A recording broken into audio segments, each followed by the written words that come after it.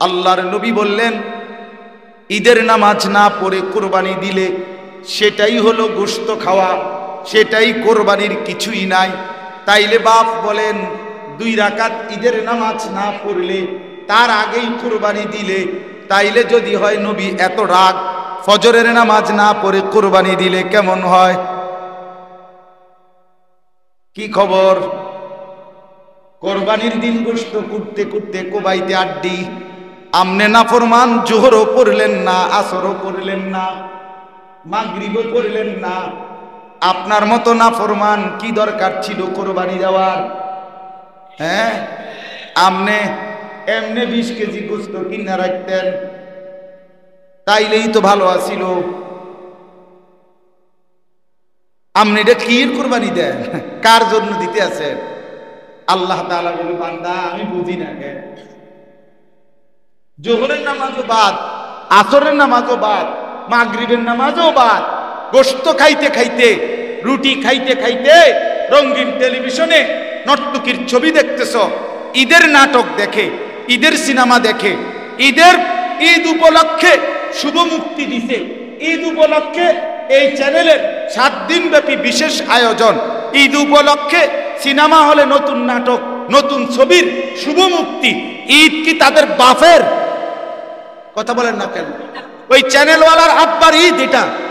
তাহলে তুই ঈদ উপলক্ষে নাটক ছাড়ার কি আছে? ঈদ তোমার বাপের? এই তো আল্লাহ, ঠিক কিনা বলেন না? কোরবানির এই ইবাদত পালনের অধিকার, অনুমতি, হুকুম এটা আল্লাহ দিয়েছেন। এটার সাথে সিনেমা কিতাব বলেন, রুটি খাইতে খাইতে, গোশত খাইতে খাইতে না করতে তামাশা। হ্যাঁ, খান গোশত, গোশত কোনো আশ্চর্য কিছু না, গোশত কোনো আপনি নতুন খান না, গোশত মানুষে হারাম করে খায় কিনা বলেন না? তাহলে কাজে এটা কোনো আশ্চর্য কিছু খালাস। এই জন্য বললাম কি মুক্ত বলেন, দিলের মধ্যে আল্লাহর সন্তুষ্টি থাকতে হবে।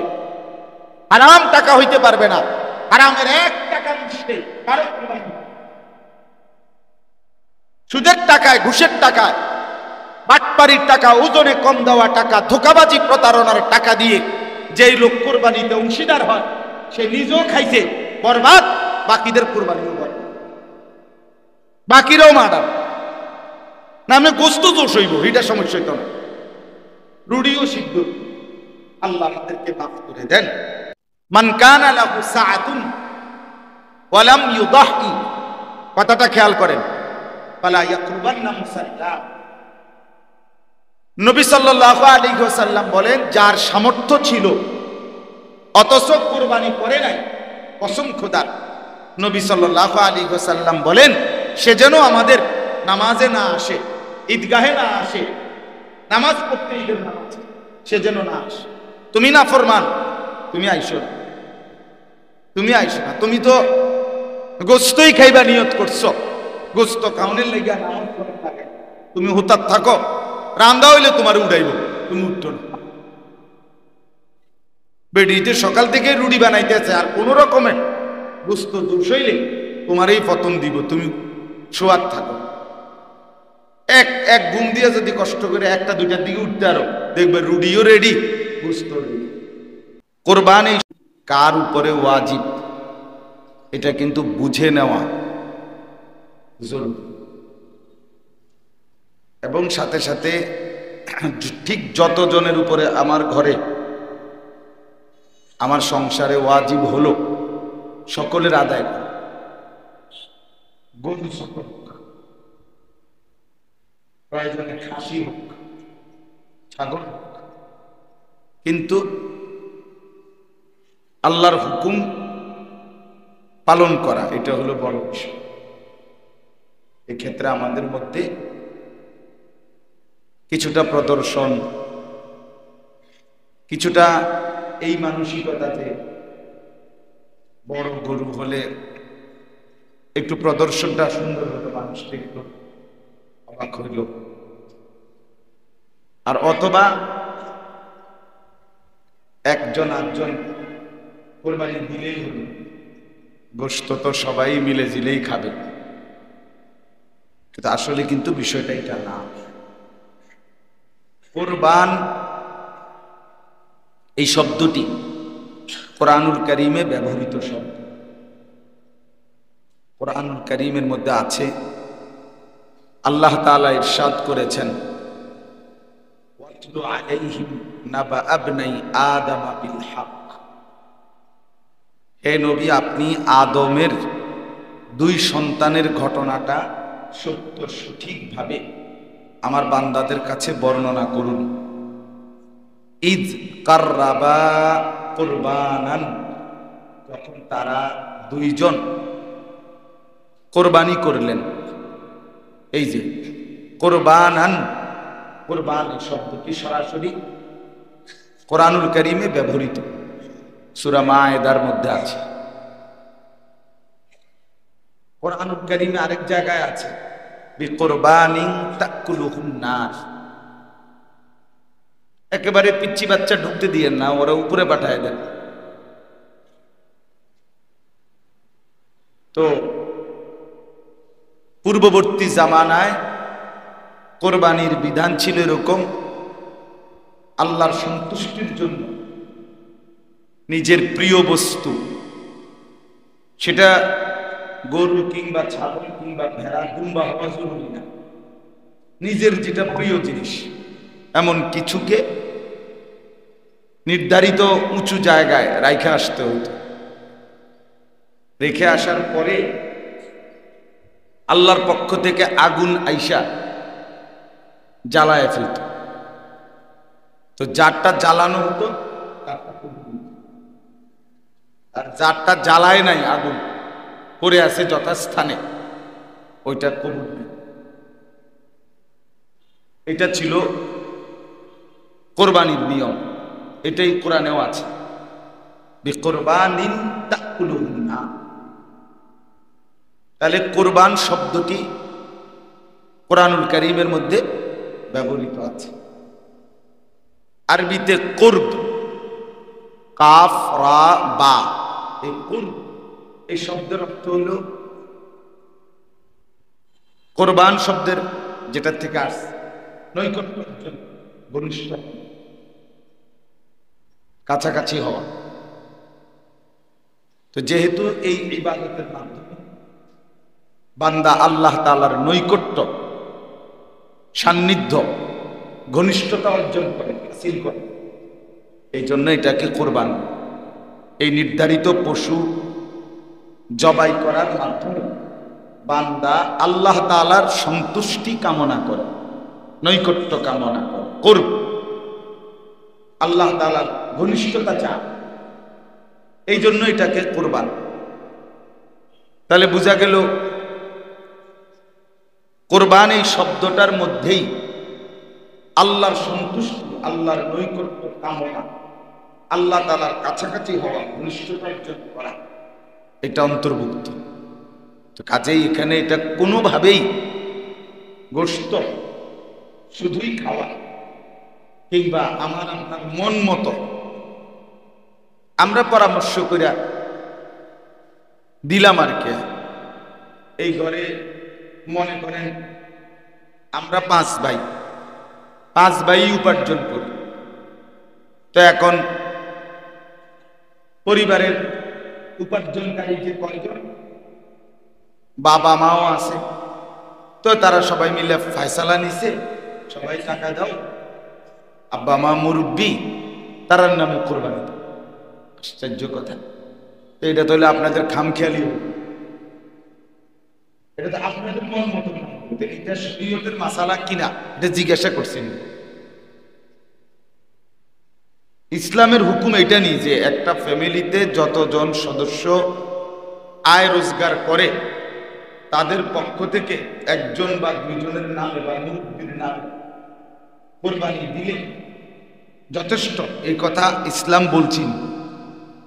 তো আমরা এটা কোত্থেকে বানাই নিলাম? এটা তো কোরআন সুন্নাহয় বলেন, জওয়ান কিংবা বুড়ো বালেগ মুসলমান প্রাপ্তবয়স্ক এমন প্রত্যেক শরীয়ত নির্ধারিত যে সম্পদ ওটুকুর মালিক যেই হয়, ঈদুল আজহার 3 দিন, কোরবানির 3 দিন, ওই ব্যক্তির উপরেই কোরবানি ওয়াজিব। এর জন্য বিবাহিত হওয়া জরুরি না, অবিবাহিত হওয়াও দোষ না। তাহলে এটার সাথে বিবাহিত কোনো সম্পর্ক না, বুড়া হওয়ার কোনো সম্পর্ক না। কোরবানি মুরব্বীদের উপরে ওয়াজিব হয়, তো মুসলমানের উপরে ওয়াজিব। কোরবানি বিবাহিতদের উপরে ওয়াজিব হয় না, প্রাপ্তবয়স্কের উপরে কি হয় ওয়াজিব। প্রাপ্তবয়স্ক কোনো মানুষ বালেগ হয় 50-60 বছরে নাকি? তো তাই কোন মানুষ তো বালেগ হয়, পুরুষ ছেলে 14 বছরের পরে 15 বছরের ভিতরে, এই 14 থেকে 15 এই 1 বছরের ভিতরে সাবালক। মেয়ে 13 থেকে 14 এই 1 বছরের ভিতরে সাবালক, স্বাভাবিকভাবে। তাইলে সে তো প্রাপ্তবয়স্ক হলো। যেদিন থেকে বীর্যপাত শুরু হলো ছেলেটার, সেদিন থেকেই সে প্রাপ্তবয়স্ক বালেগ। ইসলামী শরীয়তের সকল হুকুম ওই মিনিট থেকে তার উপরে আসে। যেদিন কোন মেয়ের প্রথম মাসিক ঋতুস্রাব শুরু হয়, সেদিন থেকেই সে বালেগা। ওই দিন থেকেই তার শরীয়তের সকল হুকুম কার্য। 18, 21, 23, 29 এগুলো হলো রাষ্ট্র কিংবা আন্তর্জাতিক মানুষের নির্ধারণ করে, কিন্তু কোরআন সুন্নাহর মধ্যে বালেগ প্রাপ্তবয়স্ক আরো আগ থেকে। কাজেই শরীয়তের হুকুম তখন থেকেই কার্য। যিনি যেদিন বালেগ হলেন সেদিনের পর থেকে প্রতি সেকেন্ড তার চলাফেরা আমল আল্লাহর কাছে হিসাব দিতে হবে, আমারও আপনারও। তাহলে কাজেই শরীয়তের বিধান কুরবানি, এইটা আপনার আমার খেয়াল খুশি মতো ওয়াজিব হয় না, বা আপনার আপনার সুবিধা মতো আদায় করলে। এক ঘরে 3 ভাই, তারা 3 জনই চাকরি করে বা 3 জনই ব্যবসা করে, 3 জনের কাছেই আলাদা আলাদা টাকা আছে। এখন ভিন্ন হয় নাই, মানে এখন একসাথে খায়। 2 ভাই বিয়ে করতে, 1 ভাই করে নাই, বা 2 ভাই, 1 ভাই বিয়ে করছে, আরেক ভাই বিয়ে করে নাই, কিন্তু খায় একসাথে। বাবা আছে, মা আছে, তারা 2 ভাই আছে, তো তারা মিল্লা 2 ভাইয়ে টাকা দিছে, বাপের নামে কোরবানি হয়েছে বা মার নামে কোরবানি হয়েছে। ভালো কথা, বাপের কোরবানি আদায় হইল, এদের কোরবানি কোথা? শরীয়ত কর্তৃক নির্ধারিত কি? কোরবানির দিন 10ই জিলহজ, মানে কোরবানি আমরা যেদিন করি প্রথম দিন, এটারই 10ই জিলহজ কয়। 10ই জিলহজ না হইলে কোরবানি হবে না। তো 10ই জিলহজ শুরু সকাল ভোর থেকে,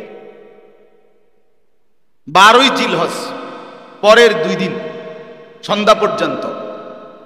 এই 10ই জিলহজ ভোর থেকে 12ই জিলহজ সন্ধ্যা পর্যন্ত, এই 3 দিনের এই সময়ে যার কাছে তার বসত ভিটার যেখানে আছে, সে এইটা বাদ দিয়া তার কাছে এই পরিমাণ সম্পদ আছে, অতিরিক্ত জিনিস আছে, যা আছে, দোকান, ব্যবসা, ব্যাংকের টাকা, আলগা ফসলের জমি, অতিরিক্ত সামানা যা আছে তার কাছে, এইগুলো দ্বারা তার এই যে সংসার, যে কয়জনকে সে চালায়, মানে মেয়ে বিয়ে দিয়ে ফেলছে, মেয়ের জামাই বাড়িতে, তো হেবিডিয়ার হিসাবে নাই। ছেলে বিয়ে করে বউ নিয়ে আলগা থাকে, তো হেইতে ছেতের বউ বাচ্চা চালা, তাহলে সে আলাদা। আমি যারে চালাই, আমার খরচ দিয়া যারা কি করে ভাত মাছ বাজার সদাই করায়, এদের মৌলিক খরচ বাজার সদাই, ওষুধপত্র, কাগজ কলম, গ্যাস, বিদ্যুৎ, পানির বিল ইত্যাদি, এই মৌলিক খরচ যেটারে কয়, যেটা না করলে নাই হয়। এইটুকু খরচ করার পরে এর পরিমাণ টাকা অতিরিক্ত যদি ওই 3 দিনের ভিতরে, 1 বছর থাকতে হবে না, 6 মাসও না, ওই 3 দিনের ভিতরে 52.5 ভরি রূপার যেই দাম বর্তমানে সর্বোচ্চ, ঢাকাতে আমি জিজ্ঞেস করছি, রূপার ভরি 1600 টাকা। তাহলে এই হিসাবে হইল 84,000 টাকা বরাবর 52.5 ভরি রূপার দাম, আপনি হিসাব করে দেখেন। তো এই 84,000 টাকা যদি তার বাকি যা আছে, তার জমি, ব্যাংকের টাকা, ব্যবসার পণ্য, যেটা ব্যবসা করে, মাল যেটা গ্রাহককে দেয়, টাকা নেয়, এটারে কয় ব্যবসার পণ্য। ওই যে দোকানের যে আলমারি, এটি না, আসবাব গুলা না, মানে যেগুলো দিয়ে সে কি করে, ব্যবসা করে, পণ্যটা আর কি, যেটা দিয়ে গ্রাহককে দেয়, গ্রাহক কি দেয়, টাকা দেয়, এটারে কয় ব্যবসার পণ্য। তো এগুলো মিলাইলে যদি তার কাছে ওই 84,000 টাকা দাম আসে, এগুলোর দাম ধরলে, তাহলে এই মুসলমানের উপরে নিঃসন্দেহে কোরবানি ওয়াজিব, তাকে কোরবানি করতেই হবে। এবার যদি পুরুষ হয়, পুরুষের উপরে, যদি নারী হয়, নারীর। যে মহিলার কাছে 1 ভরি স্বর্ণ আছে, সাথে কিছু টাকা আছে, 10,000 টাকা, 5,000 টাকা জমানো টাকা, ওই কোরবানির দিন অথবা এই 3 দিন, তাহলে 1 ভরি স্বর্ণ আর ওই জমানো টাকাটা, এই দুইটা যদি মিলায়, তাইলে দুটোটার দাম ধরলে, দুটোটার দাম মানে একটা তো টাকাই, আর ওই স্বর্ণটার দাম বাজার মূল্য যদি মিলায়, তাইলে যদি 84,000 টাকা দাম আসে, তাহলে নিঃসন্দেহে এই মহিলার উপরে কোরবানি ওয়াজিব। 7.5 ভরি স্বর্ণ, একটা শব্দ আপনারা জানেন, এটা হইল যদি কারো কাছে 1 তোলা রূপা নাই, আলগা কোনো জমা টাকা নাই, শুধু স্বর্ণ আছে, তাইলে 7.5 ভরি স্বর্ণ। কিন্তু যদি স্বর্ণের সাথে কি থাকে, কিছু রূপা থাকে, নতুন বউ যারা, জোয়ান মানুষের বউ যারা, এদের অনেকের কাছে রূপা আছে, রূপা, পায়ের নুপুর বানায় মহিলারা, মানে যুবতী নিয়ে যারা মহিলা, পায়ের নুপুর বানায় রূপা দিয়া, 1 ভরি, 1.5 ভরি, 2 ভরি, 2.5 ভরির কি বানায়, নুপুর বোঝেন না, পায়ে এই ঝুন্নুর ঝুন্নুর আওয়াজ করে, যে মানুষের বেড়ারে দেখানোর লেগা, বুঝেন না কথা। তো এই নুপুর রূপার তৈরি। তো এই স্বর্ণ আর রূপা, এই দুইটা মিলাইয়া যদি স্বর্ণ এবারে 1/2 ভরি হোক, 1 ভরি হোক, দুইটা মিলাইলে যদি আপনার কোরবানির দিন 84,000 টাকা দাম আসে, তাহলে এই মহিলার উপরেও কোরবানি ওয়াজিব। বলে তো মহিলা টাকা আনবে কোত্থেকে, এগুলো বিক্রি করবে এখান থেকে, অথবা যদি সেও তার স্বামী বা অন্য কেউ তার টাকাটা দেয়, সমস্যা নাই, কোরবানি আদায় হবে, কিন্তু কোরবানি দিতে হবে।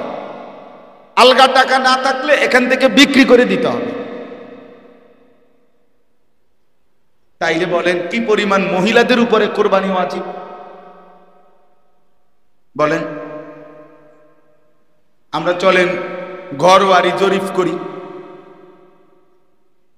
সবাই হাসে, অন দেন না, মানে সবার হিসাব খাইছে না কি তোরে, এটা না হিসাব, চেহারার এই ভাব ভঙ্গির হিসাবটা কি, এটাই তো হিসাব। ওমা কি ও কয় ধরা, তাইলে মহিলাদের উপরে আহা, বিষয়টা হইল আপনি লুকাইয়া রাখলেন, বললেন না, দিলেন না, তো মহিলাটা তো আপনার খেদমত করছে, সে তো তার জীবন যৌবন আপনাকে দিছে, বিনিময়ে আপনি তার আখিরাতের ভাবনা একটু ভাবলেন না? একটা খাসি কুরবানি দিলে তার নামে হয়তো 20,000 টাকা লাগতো, তো 20,000 টাকার সেবা, 20,000 টাকার সহযোগিতা এই বেটি আপনার কাছে পাওয়ার উপযুক্ত না? তো তার কি আখিরাত নাই? সে কি মরবে না? তাইলে একজন স্বামী তাইলে আপনজন কেমনে হইল? এ কি শুধুই উপভোগের পণ্য? নাউযুবিল্লাহ। এই জন্য খেয়াল করা, বিষয়টাকে খামখেয়ালি করে উড়ায় না। এখানে কোনো, আবারও বললাম যে এখানে গোশত খাওয়া কথা। ছেলেটা বিদেশ প্রবাসী, তো সে নিঃসন্দেহে 84,000 কম বেশ হইতে পারে। আপনাকে বাজারে যদি রূপার বড়ি 1,000 টাকা হয়, তাহলে 52,500, বুঝছেন হিসাব? রূপার বড়ি যদি, আমি মুরাদনগর জিজ্ঞেস করছি, বলছে 1350 টাকা রূপার বড়ি, তাইলে হইল 71,000। আপনি জেনে নিবেন এক বড়ি রূপার দাম। তাহলে প্রবাসী ছেলেটার কাছেও তো নিঃসন্দেহে এই 84,000 এবং তার ঊর্ধ্বে টাকা, সে বাড়িতে টাকা পাঠায় 20,000, 30,000, কিন্তু তার কাছে আলাদা 1 লাখ, 1.5 লাখ টাকা, 2 লাখ টাকা নাই। কথা বলেন না? তো তার উপরে কোরবানি ওয়াজিব কিনা বলেন? তো সে যে বাড়িতে 30,000 টাকা পাঠাইল কোরবানি উপলক্ষে, এবং সেই টাকাটা দিয়া তার বাপের নামে কোরবানি দিল, দিয়া তারও বউ বাচ্চা, তার বউরও গোশত খাওয়াইছে, তার বাচ্চা 11 গোশত খাওয়াইছে, আর গোশত না খাইছে, কিন্তু তার কোরবানি আদায় হইল কই? ছেলেটার কোরবানি কই বলেন?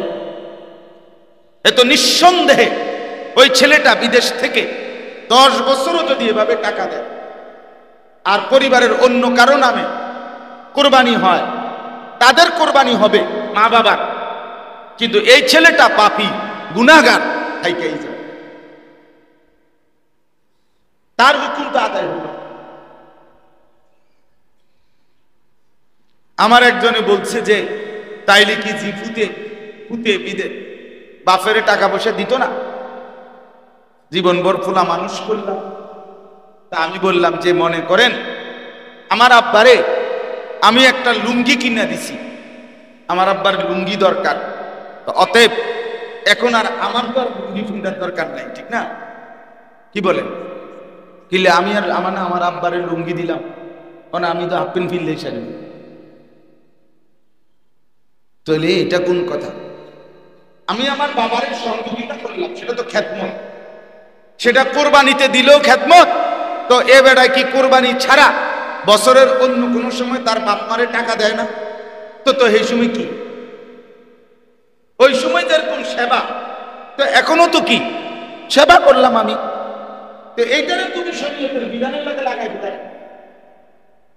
ওই যে কিছু ছদ্মবেশী শয়তান আছে, মুখোশধারী শয়তান, এরা বলে কোরবানির এই লাখ লাখ টাকা, কোটি টাকা, এটা জবাই না দিয়ে টাকাটা গরিব, দুঃখী, অসহায়, বন্যা, দুর্ভিক্ষ, ঘূর্ণিঝড়, জলোচ্ছ্বাস এরকম পীড়িত মানুষকে দিয়ে দিলে উত্তম হবে। এরা মিথ্যাবাদী, এরা ধোঁকাবাজ, এরা বাটপার। তুমি বাটপার, চিটার, কি বেটা বাটপার। আল্লাহর হুকুম, শরীয়তের বিধান এটা আলাদা। এই টাকাটা দিয়ে গরিবের সেবা করতে হবে কেন? গরিবের সেবার লাগে তোমার পকেটে আলগার টাকা নাই? তো গরিব, দুঃখী, অসহায়, দুস্থ, বঞ্চিত, পীড়িত মানুষের সেবা করার জন্য ইসলাম আর কোনো দিক নির্দেশনা দেয় নাই। তো সেগুলো করি, সেগুলো করি। এই আপনি শুনবেন, এবং আরো তো দেখছি আমরা ইতিমধ্যে ভদ্র মুখোশধারী ফেসবুকে স্ট্যাটাস দিচ্ছে, ইউটিউবে সুন্দর করে বিবৃতি দিচ্ছে যে এটা অনেক বড় সেবা হবে। কেন অনেক বড় সেবা হবে? কোরবানির টাকা দিবে কেন? কোরবানি তো এটা ওয়াজিব, কোরবানি তো ওয়াজিব। আমার একদিন একজনে বলছে, হুজুর আপনারা যেরকম নামাজ রোজা করেন এটা যেমন ইবাদত, আমরা এরকম মানুষের মধ্যে মীমাংসা করে দেই, এটাও তো মানব সেবা, এটাও তো ইবাদত। মানে তার কথা কি বুঝেন না? তার অর্থ হলো যে আমি যে নামাজ পড়ি না, এটা এই কারণে পড়ি না যে আমিও তো একটা মানব সেবা করি, মেল মিটিং দেন দরবার করি, অতএব আমি তো ইবাদতে করতেছি। বাটপাড়ির আর জায়গা পাও না। হ্যাঁ, এটা আমার কাছে বলে আপনি পার পাইয়া গেলেন, হাসরের ময়দানে যখন টাঙ্গাইয়া ফিটবো তখন না বুঝবেন, তখন আপনি ফেরেশতার লগে বুঝাপড়া করবেন। তাইলে একটি আমলের জন্য আরেকটি আমল ছেড়ে দেওয়ার কোনো সুযোগ আছে কি? আপনি দান সৎকা করছেন দেখে যাকাত দিতে হবে না, কথা বলেন না। আপনি হজ করছেন দেখা আর রোজা রাখতে হবে না। আপনি মসজিদের টাইলসের টাকা দিচ্ছেন দেখা আর নামাজ পড়তে হবে না। তাইলে তাইলে এইটা কোন করে? এই জন্য বললাম ছেলেটা নিজের কোরবানিও দিতে হবে, বাপের সহযোগিতা সে ঠিক আছে, সেটা তোমার আলাদা ইবাদত। পিতা মাতার খেদমত এটি আলাদা ইবাদত কিনা, তো এটা আলাদা বিষয়। তুমি নামাজের ভিতরে যাকাত ঢুকাও কেন? যাকাতের ভিতরে নামাজ ঢুকাইলা কেন? অর্থাৎ বাবা মার খেদমতের মধ্যে তোমার কোরবানি ঢুকাই দিলা কেন? তোমার কোরবানি তো আলাদা হুকুম, বাবা মার খেদমত তো আলাদা হুকুম, দুইটাই আল্লাহ। এই জন্য এটা কিন্তু সাংঘাতিক গাফলতি হয়, খামখেয়ালি। আমি এই কয়দিন বারবার বলছি, টানা বলি, প্রতিদিন মাহফিলে বলছি। দুই ছেলে চান্দিনা বাজারে ব্যবসা করে, দোকানদারি করে, দুজনের কাছেই 1 লাখ 1.5 লাখ টাকার পুঁজি আছে। কথা বুঝছেন না? আলাদা। তারা দুজনে মিল্লা দুইজনের বাপের হাতে টাকা 30,000 করে, এবারটা 15,000, এবারটা 15,000। আব্বা দেন কোরবানি আপনার নামে দিয়ে, আপনি মুরব্বী মানুষ, বাইসবেন আর কয়দিন। হ্যাঁ, আপনি মরলে যদি কোনো কারণে আপনি বাইসেন মরে যান, তাইলে আমরা নামে দিব। আর যদি আপনি না মরেন 200-500 বছরের ভিতরে, তো আপনার নামেই দেন। বুঝলেন না? আপনি মুরব্বী মানুষ, তো কোরবানি কি মুরব্বী মানুষের উপরে ওয়াজিব? এটা কোন কথা? উনি হইতে পারে, কথা বুঝেন, হইতে পারে শরীয়ত কর্তৃক নির্ধারিত এই পরিমাণ সম্পত্তির মালিক নয়, ওনার কাছে টাকা নাই এখন, কিন্তু আমার কাছে আছে, তো আমার উপরে ওয়াজিব, ওনার উপরে নফল। কোরবানি যে কেউ দিতে পারে, কিন্তু দিলে নফল। তো বাপের উপরে যদি নফল হয়, আমার উপরে ওয়াজিব হয়, তো আমারটা দেওয়া বেশি জরুরি কিনা? তো এটা তো পরামর্শ করা উচিত, পরামর্শ করা উচিত নিজেদের মধ্যে মাসআলা নিয়ে, আসলে শরীয়তের বিধানটা কি, আল্লাহর হুকুমটা কি আসলে আমাদের কাছে। তাহলে এই দুইজন ছেলে যে দিল 15,000 করে, 30,000 বাপেরে উঠাই দিল, বাপের নামে মার নামে একজন বা দুইজনের নামে কোরবানি দিল, পরে মিল্লা জিল্লা গোশত খাইল। তো মিল্লা জিল্লা তো কুমিল্লা না, মিল্লা জিল্লা কুমিল্লা। কোরবানি আদায় হলো কই? এই দুই ছেলের কামাই, তাদের না টাকা আছে, তাদের কাছে না পুঁজি আছে 1 লাখ টাকা। তো তাদের দুজনের উপরে কোরবানি ওয়াজিব ছিল কিনা বলেন? তো তাদের কোরবানি আদায় হইল কি?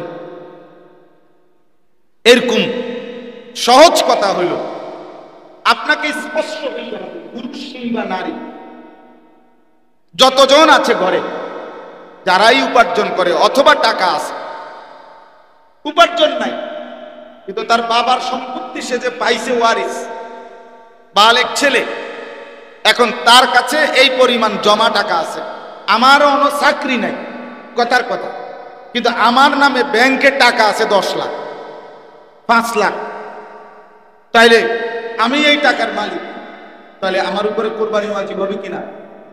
হবে না কেন? হবে কিনা বলেন?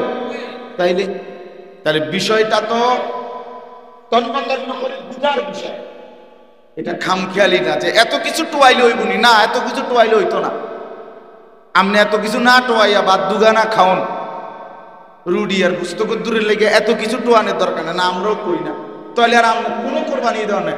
রুটি আর গোস্ত কদ্দুর আপনারে পাশের বাড়ির হেতারাও খাওয়াইব, আপনি দিয়েন না কোরবানি। শুধু শুধু টাকা নষ্ট করার চাইতে আপনি শুয়ে থাকেন, পাশের বাড়ি তারাই আপনার উঠাইয়া কইব যে আপনার মতো বেশরম কোরবানি যেহেতু দেন নাই, আপনি আমগো করে গুদ্দুর গোস্ত খাইয়া যান।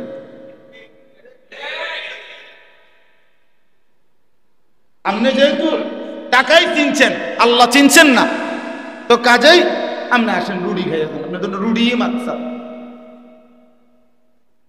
এই জন্য বাপ আমি একটু শক্ত বললাম, কিন্তু বাস্তবতা কিনা খামখেয়ালি করলে হবে। যতজন ছেলে উপার্জন করে তাদের কাছে, হ্যাঁ উপার্জনেই এত, যেমন বেতনে 80,000, যে টাকাটা মাস শেষে বেতন পায় 8-10,000, ওটা দিয়ে এমনি এমনি খরচ হয়ে যায়, বেচারা ফেড়ে বাতে কোন রকম চলে, তার কাছে আলগা জমা টাকা নাই, আলাদা টাকা জমা নাই, 80,000, 90,000, 1 লাখ টাকা জমা নাই, তো তারে তো কোরবানি দিতে বলি নাই।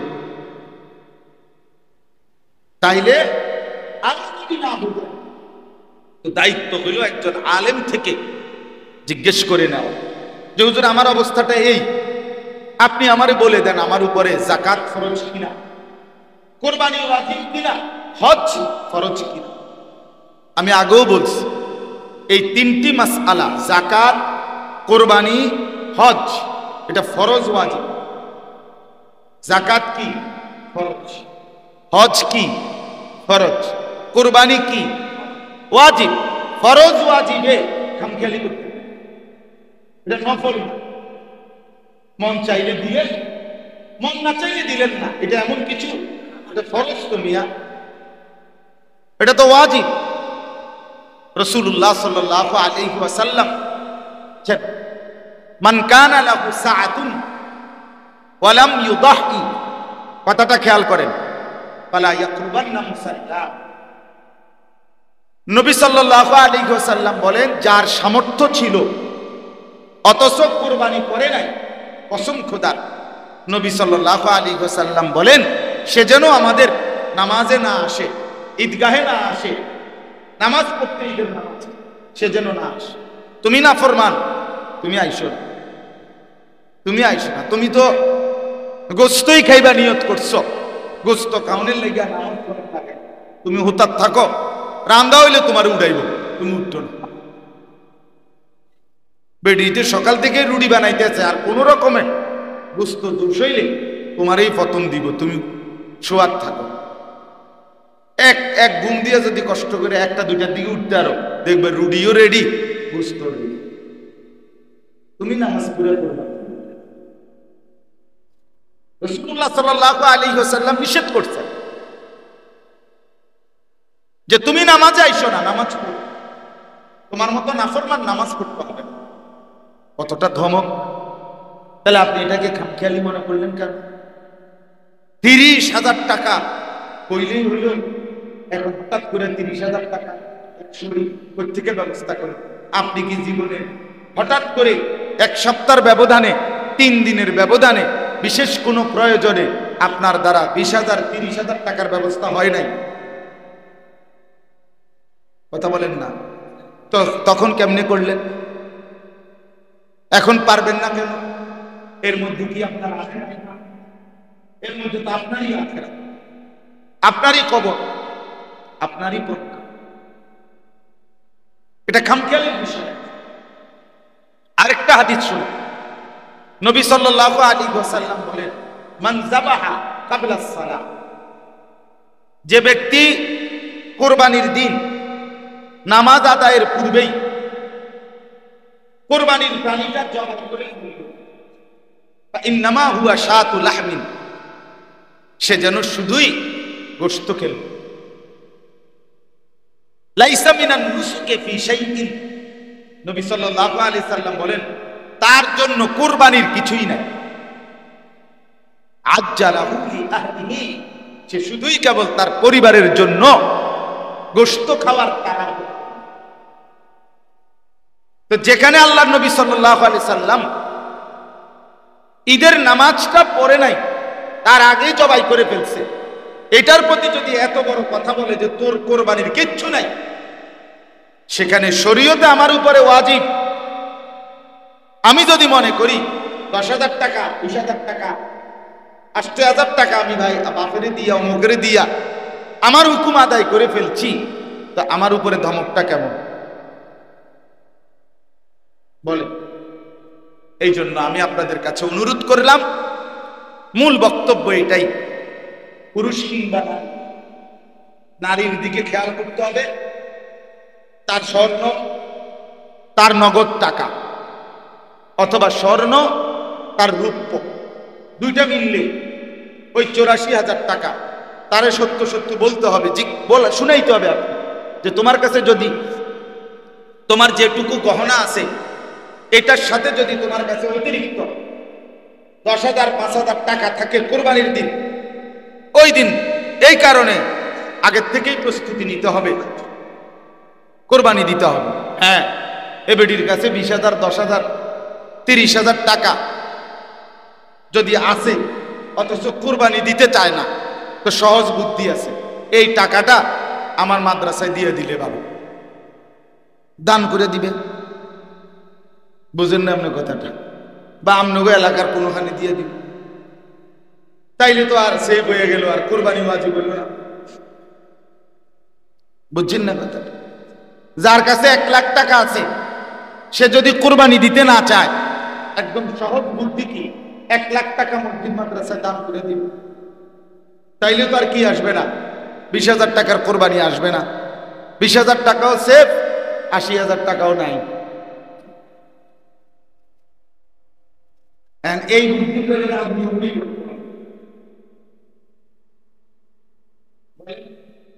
তাইলে আপনি তো আপনার ওই আমারে যে মনে করেন 1 বছর যাবত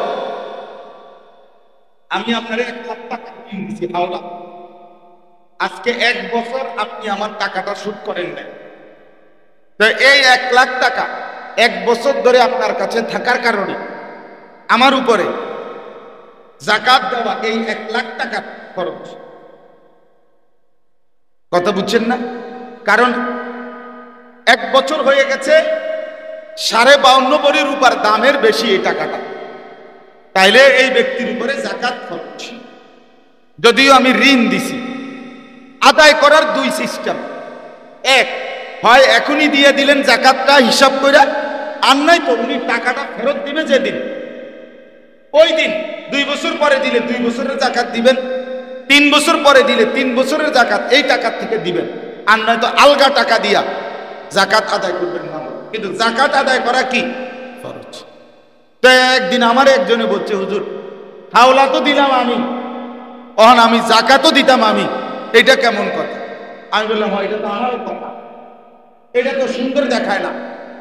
যাকা আপনি হাওলা তো দিলেন, আপনি আবার আপনিই যাকাত দিবেন, তো কাজে আপনি একটা না করেন, যাকাত যেহেতু আপনি দিতে চাচ্ছেন না, তাইলে আপনি লোকটাকে বলেন, ভাই আপনার কাছে যে আমি 1 লাখ টাকা পাইতাম, টাকাটা মাফ করে দিন, তাইলে তো আর যাকাত আসবে না।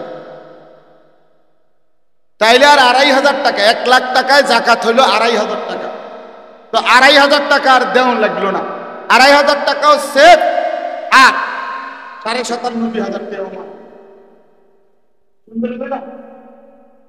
টাকা আপনি হেডা করেন সে, তখন তো আপনি কইবেন না হুজুর এত বেকুব। বুঝছেন না? আমরা ওই নোয়াখালী পড়তাম,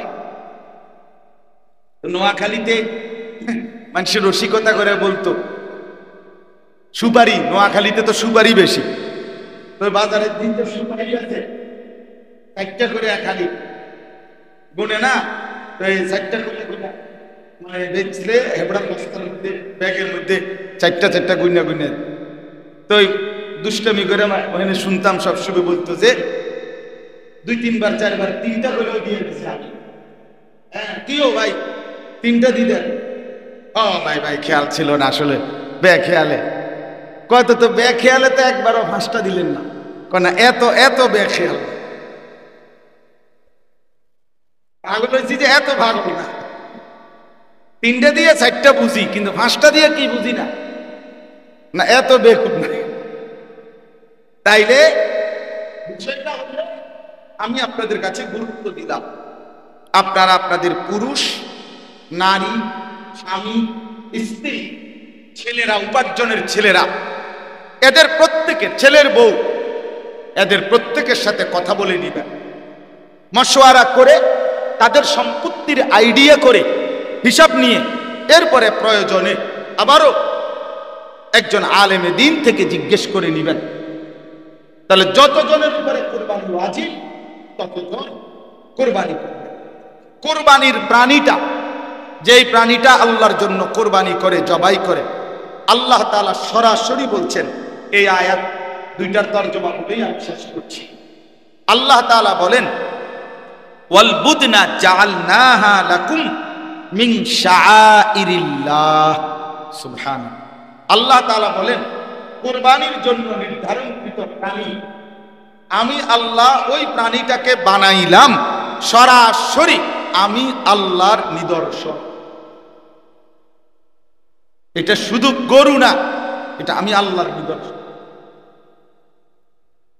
জাআলনাহা লাকুম মিন শাআইরিল্লাহ, এই লোক কুরবানির প্রাণীর 1 নম্বর বৈশিষ্ট্য। আল্লাহ বলেন এটা আমার নিদর্শন, এটা আমার। বান্দা যখন সিদ্ধান্ত নিছে আমি কুরবানি করব, এই গরু, এই ছাগল, এই বকরি, এই ভেড়া, দুম্বা, উট, আল্লাহ বলেন এটা শুধু তখন আর গরু, ছাগল, ভেড়া, বকরি নয়, বরং এটা আমার। শাআইরিল্লাহ, আল্লাহর নিদর্শন। বাইতুল্লাহ, আল্লাহর নিদর্শন। কোরআনুল কারীম, আল্লাহর নিদর্শন। রাসূলুল্লাহ সাল্লাল্লাহু আলাইহি ওয়াসাল্লাম, আল্লাহর নিদর্শন। আহলুল্লাহ, দিনদার, মুত্তাকি, আল্লাহর নিদর্শন। এবং অসংখ্য ইসলামের নিদর্শন আছে। মসজিদ আল্লাহর নিদর্শন। এরকম যত কিছু আল্লাহর নিদর্শন, তন্মধ্যে কুরবানির প্রাণীটাও আল্লাহর নিদর্শন। 2 নম্বর, আল্লাহ তাআলা আমাদেরকে সান্ত্বনা দিচ্ছে। হ্যাঁ, 3 জনের হুজুর যত কথাই কন, কথা ঠিক আছে, বুঝলাম, মানলাম, দরকারে হবে, কিন্তু 3-20-60,000 হঠাৎ করে এই কথা কইলে হইতো না হুজুর, পারতাম। তো এটা কি আমার কাছে দিতেছেন যে আমার লগে এরকম কুয়া কুই কথা কইয়ে কি লাভ? দেখি আমি হিসাব নিতে আছি, তো তাইলে আমার লগে জিমাইলে কি লাভ হইব? আমার সাথে কি? তাহলে আপনি, আপনার কাছে মনে আসতেছে 60,000 টাকা, 90,000 টাকা, 1 লাখ টাকা, এটা বিরাট একটা লস হয়ে গেল হঠাৎ করে টাকাটা, অনেক টাকা কইবেন। আল্লাহ তাআলা বলেন, দেখেন সরাসরি কোরআনের আয়াত, আল্লাহ বলেন লাকুম ফিহা খাইর।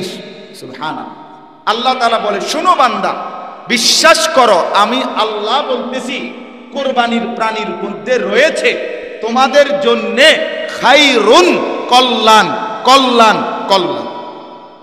লস হবে না কইলাম, লসের সিস্টেমে নাই। আল্লাহর লগে কোনো লস নাই। কথা বলেন না কেন? আল্লাহর সাথে কি নাই? লস। লাভে লসের ব্যবসা না, পুরাটা লাভের ব্যবসা। দুনিয়ায় হলো লাভ লসের ব্যবসা, মালিকের সাথে লাভ লসের ব্যবসা, শুধু লাভ, লাভের ব্যবসা। এজন্য হাদিসের মধ্যে আছে, মা আমারা আচুন কাত্তু। নবী সাল্লাল্লাহু আলাইহি ওয়াসাল্লাম স্পষ্ট বলেছেন, কিয়ামত পর্যন্ত কোন হাজী আল্লাহর ঘরে হজ করে, আল্লাহর ঘর জিয়ারত করে, রাসূলুল্লাহ সাল্লাল্লাহু আলাইহি ওয়াসাল্লাম বলেছেন, কখনোই, কাত্তু মানে কখনোই সে গরীব হবে না, ফকির হবে না। এজন্য ব্যবসায় মাইর খায়, মাইয়া বিয়ে দিয়া মাইর খায়, পোলা বিদেশ, আল্লাহর ঘর জিয়ারত হতেই পারে। হাজিকে আল্লাহ ফকির বানায়। হজ করে হজের জন্য যেই 10 লাখ টাকা, 8 লাখ টাকা, 5 লাখ টাকা খরচ করছে, এই কারণে আল্লাহ তাআলা তাকে অভাবী বানিয়ে দিল হবে, এমন মালিক আল্লাহ না, এমন মনিব না তিনি। অতএব আল্লাহ তাআলা বলেন লাকুম ফিহা খাইর, এর মধ্যেই রয়েছে তোমাদের কল্যাণ, লাভ। লাভ তুমি দিয়ে দেখো, আমি রব্বুল আলামিন বরকত দেব। অতএব আল্লাহ তাআলা বলেন, তাহলে 1 নাম্বার কুরবানির প্রাণীটা আল্লাহর, বলেন না। 2 নাম্বার, এর মধ্যে রয়েছে আমাদের জন্য লাভ। এরপর আল্লাহ বলেন, কাজেই ফাদকুরুসমাল্লাহি আলাইহা সাওয়াফা, আল্লাহ তাআলা বলেন সারিবদ্ধভাবে তোমরা তোমাদের কুরবানির প্রাণী জবাই করার সময় বেশি বেশি আমি আল্লাহর জিকির করো। সুবহানাল্লাহ, জিকির করো, আমার নাম না, ঘাবড়াইও না, আমার নাম, আল্লাহ ভরসা, আল্লাহর নাম, বিসমিল্লাহি আল্লাহু আকবার, জোরসে বলো। আল্লাহ বলে তোমার জবান দিয়ে আমার নাম উচ্চারিত হবে, আমার ভালোবাসায় কুরবানি দিবে, আর আমি তোমারে ফকির বানাই দিব। আরে বলো কি, তুমি কি বলো, তুমি আমারে কি ভাবছো? শীত, গরম, রোদ, বৃষ্টি, অভাব, দারিদ্র, দুর্ভিক্ষ, সব অবস্থায় দুনিয়াতে না, আমি আল্লাহর খাজানায় কখনোই তো কোনো সেকেন্ডে কম বলতে কিছু নাই, আছে কি? তো ফাদকুরুসমাল্লাহি আলাইহা সাওয়াফা, আল্লাহ বলেন সারিবদ্ধভাবে একটার পর একটা প্রাণী জবাই করতে গিয়ে প্রত্যেকবারই আমি আল্লাহর নামের জিকির করো, আমাকেই ডাক দাও। এবার রব্বুল আলামিন বলেন ফাইদা ওয়াজাবাত জুনুবুহা, জবাই করার পরে যখন প্রাণীটা কাত হয়ে যায়, রক্ত পুরো গড়িয়ে পড়ে, এবার চামড়া ছিলে ফেলো, চামড়া ছিলে এবার গোশত রেডি।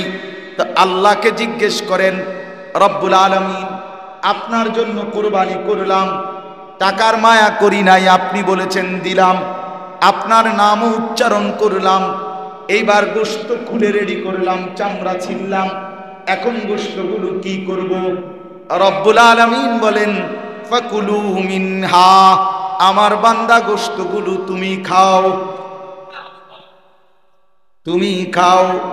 ওয়া আতইমুল কানিআ ওয়াল মুহতার, তবে সাথে আরো 2 শ্রেণীকে সাথে রাখো খাওয়াইবার মধ্যে।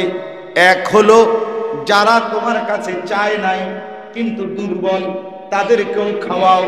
আর 2 হলো যারা কিছু চেয়েছে তাদেরকেও খাওয়াও, যারা চাইলো না, আত্মীয় স্বজন, পাড়াপড়শি, তাদেরকেও কিছু দাও। আবার যারা অভাবী, দুস্থ, দরিদ্র, তাদেরকেও দাও, তুমিও খাও। রব্বুল আলামিন বলেন কাযালিকা সাখখারনাহা লাকুম লাআল্লাকুম তাশকুরুন, এই যে আমি আল্লাহ প্রাণীটাকে তোমাদের অধীনস্থ করে দিলাম, কুরবানির জবাই করার মতো যোগ্যতা দিলাম, তৌফিক দিলাম, এবং গোশত খাওয়ার অনুমতি দিলাম। কেন দিলাম? লাআল্লাকুম তাশকুরুন, তোমরা যেন গোশত খেয়ে আমি রবের শুকর আদায় করতে পারো। এবার যদি শেষ কথা আমি যদি আল্লাহকে বলি, রব্বুল আলামিন আমি তো 4 বাজার খুইজা বড় কষ্ট কইরা রোদ্রের মধ্যে ঘামে ভিজা বহুত চাইয়া চিন্তা এই গরুটা কিনছিলাম আপনার জন্য, আপনার নাম নিয়ে জবাই করলাম, এত কষ্ট করে আপনার জন্য কোরবানি দিলাম, বিনিময়ে বুঝি একটা টুকরাও নিতেন না? আপনি একটা টুকরাই নেন, উদ্দুর চান না, নুনটা চান, আপনার লেগেই তো কোরবানি দিছি, একটু নেন, একটু দেখেন। রব্বুল আলামিন বলে না বান্দা, লান ইয়ানালাল্লাহা লুহুমুহা ওয়ালা দিমাউহা, আমি তোমার গোশত চাই না, আমি রক্ত চাই না, বান্দা গোশত পুরা তুমি নাও, দিল পুরাটা আমি আল্লাহকে দাও। আমি দিল চাই, দিল, আমি দিল চাই। তুমি দেখো গরুর দিকে, আমি দেখি দিলের দিকে। আমি দেখব দিলে আমার মহব্বত ছিল কিনা, নাকি না ফাইতে। বেশি শরমের বিষয় হয়ে যাইব মানসি কি করব। আল্লাহ বলেন আমি কিন্তু টের পাইছি চান্দু।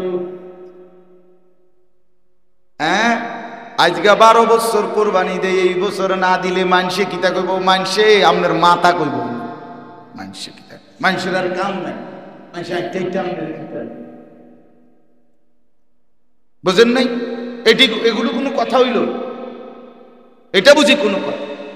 আল্লাহ বলেন আমি কিন্তু দিল দেখি, আমি দেখব দিলের মধ্যে আমার ভয় আছে কিনা, আমার মহব্বত ছিল কিনা। আমি দেখব মালটা হালাল কিনা, টাকাগুলো হারাম কিনা, সুদের ঘুষের সিটারির বাটপারির ধোকা প্রতারণা, ওজনে কম দেওয়া, মানুষের বাহবা নিলে হবে না। আমি কিন্তু দিল দেখি, তাকওয়া দেখব। ওয়ালাকিন ইয়ানালুহুত তাকওয়া মিনকুম, আমি আল্লাহর কাছে তাকওয়া পৌঁছবে গুনাহমুক্ত ছিল কিনা। তাহলে আল্লাহ তাআলা বলেন গোশত রক্ত আমার কাছে মূল বিষয় না, তোমার দিলের তাকওয়া, গুনাহমুক্ত জিন্দেগি, গুনাহমুক্ত মহব্বত, এটা আমি চাচ্ছি। আমি ওইটা নিয়ে নেব, ওইটা পাইলে নেব, না পাইলে তোমার গোশত তুমি খাও, আমি কিছু পাইলাম। কথা বলেন না? কাযালিকা সাখখারাহা লাকুম লিতুকাব্বিরুল্লাহা আলা মা হাদাকুম ওয়া বাশশিরিল মুহসিনিন। আল্লাহ তাআলা বলেন এভাবে আমি আল্লাহ তাআলা তোমাদের জন্য কুরবানির এই প্রাণী অধীনস্থ করে দিলাম, তোমরা যেন কুরবানির দিন আমার তাকবীর ধ্বনি দিতে পারো এবং নেককারদের জন্য, আল্লাহর হুকুম পালনকারীদের জন্য জান্নাতের সুসংবাদ দিয়ে দিলাম। সুবহানাল্লাহ।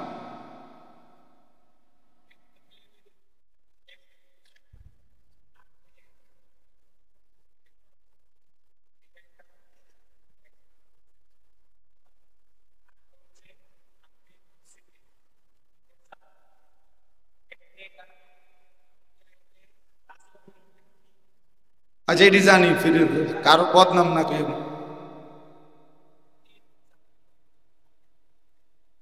আমরা ঈদের নামাজ আয়োজন করেন, কারণ বাদ দেন, নামাজের আয়োজন করেন, ওই আয়োজন করেন, 5 জন করলে 5 জন, সমস্যা ঠিক আছে না? ইনশাআল্লাহ এই কথা। তাহলে ঈদের নামাজ, ঈদুল আজহার নামাজও এই মসজিদে অনুষ্ঠিত হবে। কোরবানির গোশত বন্টনের ক্ষেত্রে সহজ কথা হইল, একদম সহজ হিসাব, যে আপনার গোশত 4 ভাগ 3 ভাগ লইয়া কথা না। কথা হইল যে এই গোশত থেকে স্বাভাবিকভাবে মুস্তাহাব, উত্তম 3 ভাগ করা। আমি যা পাইলাম গোশত, তা 1 ভাগ নিজের, 1 ভাগ গরিব দুঃখী, আর 1 ভাগ হলো আত্মীয় স্বজন, হ্যাঁ এদের। কিন্তু কেউ এটার মধ্যে ইচ্ছে করলে কম বেশ করতে পারে, এটা না জায়েজ। কথা বুঝেন? আমি গরিবের জন্য একটু বেশি দিলাম, নিজের জন্য একটু কম রাখলাম, অথবা আমি নিজের জন্যই, আমার ফ্যামিলি একটু বড়, 12-14 জন 10 জন মানুষ আমার করে, আমি আমার জন্য একটু বেশি রাখলাম, গরিবের জন্য, আত্মীয় স্বজনের জন্য একটু কমাইলাম, এতে সমস্যা। এটা আপনার দিলের মহব্বত হিসাবে। হ্যাঁ, বুজুর্গরা সহজের জন্য আল্লাহওয়ালারা এটাকে বলে দিছেন যে আপনি আপনার গোশতটাকে 3টা ভাগ করে দিন, কিন্তু 3 ভাগের থেকে 1 সুতা কম বেশ হইতে পারবে না। এটা কথাটা বুঝছেন? কম বেশ কি হইতে পারবে? হইতে পারবে। এখানে একবারে পাল্লি মাইপা না, ওই শরিকদারের গোশত কি হইতে হবে? সমান হইতে হবে। কথাটা বুঝছেন? মানে আমরা 4 জনের কোরবানি দিলাম, তো এই শরিকদারের মধ্যে কি হইতে হইব? মাইপা দিতে হইব। কিন্তু ওই যে আমার গোশতটাকে যখন আমি গরিবকে দেওয়া, আত্মীয় স্বজনকে দেওয়া, নিজের জন্য রাখা, এইটার মধ্যে একেবারে মাইপা একুরেট হইতে হইব, এটা জরুরি। এনে কম বেশ হইতে পারে প্রয়োজনের আগে। বুঝছেন কথাটা? যেমন অনেক সময় আমরা, যেমন আমাদের মাদ্রাসায় অনেক সময় অনেকে কোরবানি দেয়, ডাইরেক্ট 1 শরিক কোরবানি, উনি টাকাই দিয়ে দিছে, তো ওইটা গরিব অসহায় ছাত্র বা অন্যদের জন্য দিয়ে দেওয়া হয়। আমার শায়েখ আল্লামা মুফতি মুশতাকুর নবী সাহেব, ওনার সুদর্ণপুর মাদ্রাসায় প্রতি বছর 14, 15, 12টা গরু ঈদের পর দিন জবাই হয়, এগুলা মানুষের শরিক হয়। 20,000 টাকা করে এই বছর শরিক, অর্থাৎ ওইখানে 7-20 1,40,000 টাকা দিয়ে একটা গরু কিনে এটা গরিব দুঃখীকে দেয়। উনি ওই এক শরিক কোরবানি দিছেই এই নিয়তে যে আল্লাহর রাস্তায় দিয়ে দিছে। কথা বুঝেন? কাজেই এইটা কি হইতে পারে, কম বেশ হইতে পারে, এটা কোনো টেনশনের বিষয় না। তা আপনারা আপনাদের মহব্বতে নিজেরা নিজেদের প্রয়োজন, বাকি গরিব দুঃখীকে অবশ্যই দেওয়া উচিত, আত্মীয় স্বজনকেও মেহমানদারি করানো উচিত, নিজেরাও খাওয়া উচিত। আল্লাহ তাআলা আমাদেরকে তৌফিক দান করেন। একটা ছোট্ট কথা হলো, আল্লাহ যদি তৌফিক দেয় ইনশাআল্লাহ আমি মঙ্গলবার দিন বাসা থেকে ইনশাআল্লাহ যাব, আল্লাহ চাহে তো ইনশাআল্লাহ বুধবার দিন সকাল 10টায় আমার হজ্জের ফ্লাইট ইনশাআল্লাহ, এই বুধবার। কাজে আগামী জুমায় আমার আসা হবে না, কয়েক জুমাই টানা।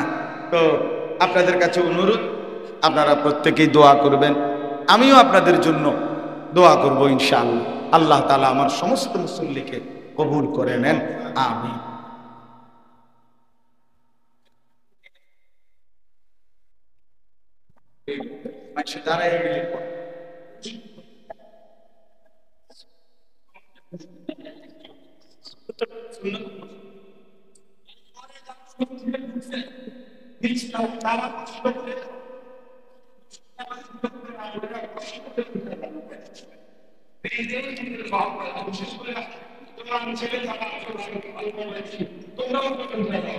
বয়স্কদেরকে কষ্ট দিও, মুরব্বীরা